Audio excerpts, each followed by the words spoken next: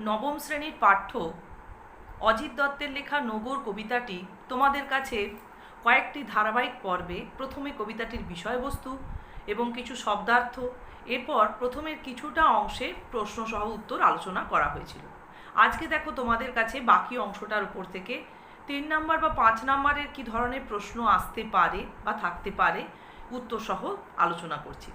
তবে বলে রাখি, এর আগের পর্বে ঠিক যেভাবে তোমাদের কাছে বলেছিলাম যে কোনো 3 নম্বর বা 5 নম্বরের প্রশ্নের উত্তর লিখতে গেলে লাইনটি কোথা থেকে নেওয়া হয়েছে অর্থাৎ কবি এবং উৎস উল্লেখ করে একটি লাইন তোমাদের প্রথমে উপস্থাপন করতে হবে।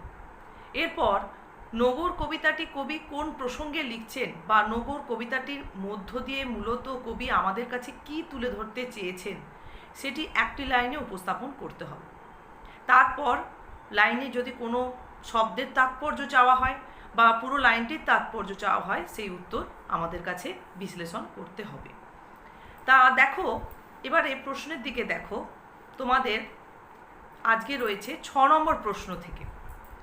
6 নম্বর প্রশ্নে রয়েছে, স্রোতের বিদ্রূপ শুনি প্রতিবার দাঁড়ের নিক্ষেপে। লাইনটির তাৎপর্য বিশ্লেষণ করতে বলা হয়েছে, 3 নাম্বার রয়েছে। তাহলে এই লাইনটিতে কোথা থেকে নেওয়া উৎস এবং কবিতার প্রাসঙ্গিকতা প্রথমে উল্লেখ করলে।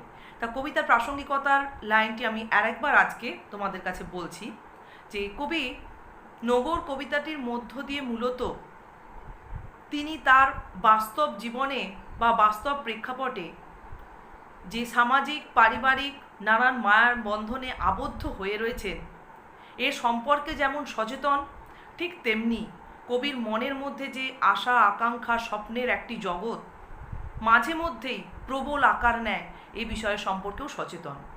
কিন্তু কবি তার দায়বদ্ধতা বা দায়িত্ব কর্তব্য ত্যাগ করে চিরতরের জন্য সে জগতে হারিয়ে যাওয়ার চেষ্টা চালালেও তিনি সেটাকে কখনোই বাস্তবায়িত করে তুলতে চান না। নগর কবিতার মধ্য দিয়ে মূলত কবি এটাই বোঝাতে চেয়েছেন। তাহলে এরপর লাইনটির আমাদের তাৎপর্য বলতে হবে।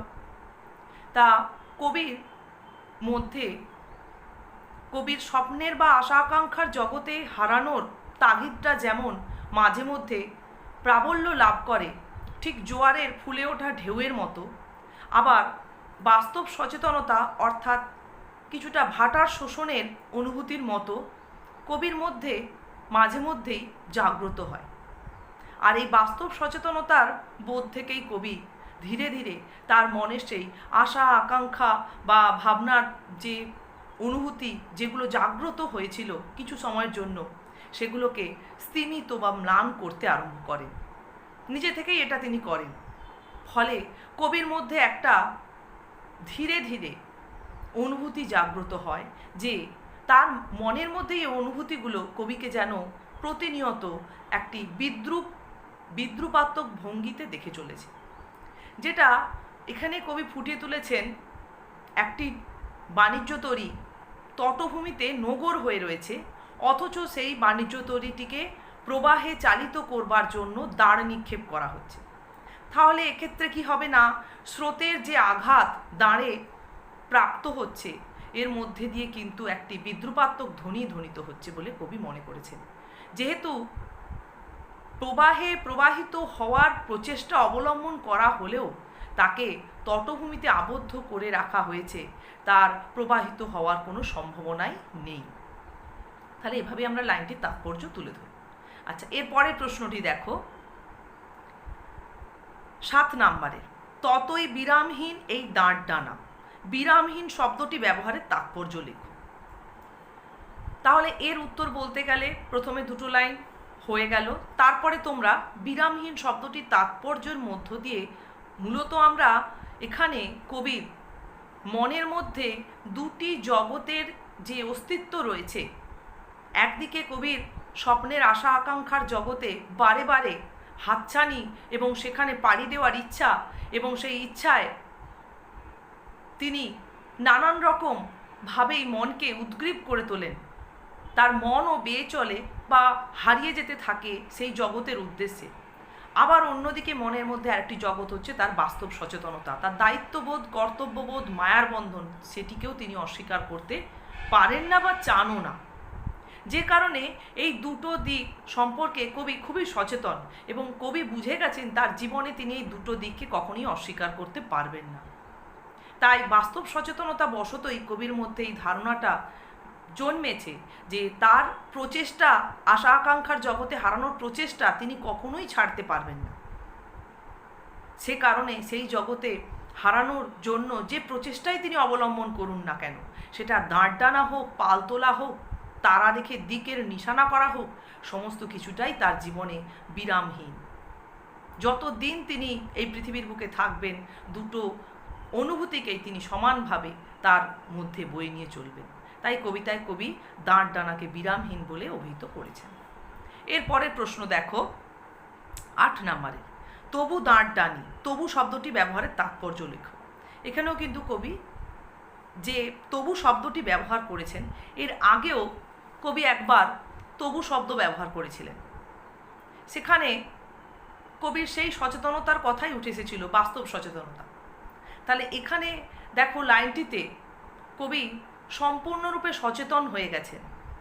কবির মধ্যে প্রথমে তার স্বপ্নের আশা আকাঙ্ক্ষার জগতের অস্তিত্ব মাঝে মধ্যেই যেমন প্রবল হয়ে উঠত, কবি আবার বাস্তব সচেতনতার কারণে সেই জগৎ থেকে নিজেকে সরিয়ে আনতেন, বাস্তব সচেতন করে তুলতেন। তখন এই দুটো প্রক্রিয়া যেন কবির কাছে একটা নতুন বলে পরিগণিত হয়েছিল। এরপর কবি ধীরে ধীরে যখন এই দুটো প্রক্রিয়া সম্পর্কে, এই জীবনের এই দুটো দিক সম্পর্কে, তার জীবনের এই দুই বৈপরীত্যমূলক অনুভূতি সম্পর্কে তিনি সচেতন হয়ে গেছেন, যখন তিনি বুঝে গেছেন, ঠিক এর আগের প্রশ্নটারই মতো, বিরামহীন কথাটির তাৎপর্যের মতোই এর উত্তর হবে, যখন তিনি বুঝে গেছেন তার জীবনের এই দুটি দিককে তিনি কখনোই অস্বীকার করতে পারবেন না, তিনি বাস্তব সচেতন, আবার নিজের মনটাকে বা নিজের অনুভূতির জগৎটাকে বাঁচিয়ে রাখার জন্য নিজের যে একটা কল্পনার বা স্বপ্নের জগৎ, তার অস্তিত্বকেও তিনি কখনোই অস্বীকার করতে পারেন না। তাই দুটি বৈশিষ্ট্যের বা তার জীবনের দুটি দিকের অস্তিত্বের সচেতনতা বশতই কবি এই তবু শব্দের উপস্থাপনা কবিতার মধ্যে করেছেন।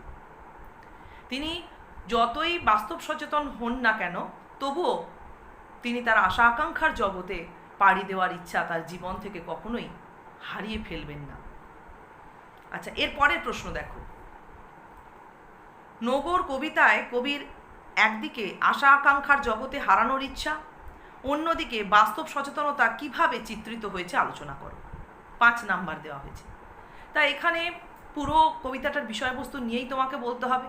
যদি নামকরণের সার্থকতা থাকে বা কবি কবিতায় কিভাবে তার জীবন বা তার জীবনের বোধ সম্পর্কে অনুবোধ বা জীবনের বোধ বা বাণিজ্যতরী তথা জীবনতরী পাড়ি দেওয়া সম্পর্কে কিভাবে চিত্রকল্প ব্যবহার করেছেন আলোচনা করো। সমস্ত প্রশ্নের উত্তর কিন্তু তোমাদের পুরো কবিতাটার বিষয়বস্তু নিয়েই লিখতে হবে। সেখানে কবিতার বিষয়বস্তুর ক্ষেত্রে 3টে দিক রয়েছে। প্রথমে কবি কবিতার মধ্যে এমনি তুলে ধরছেন যে তার জীবনে দুটো দিকের অস্তিত্ব রয়েছে।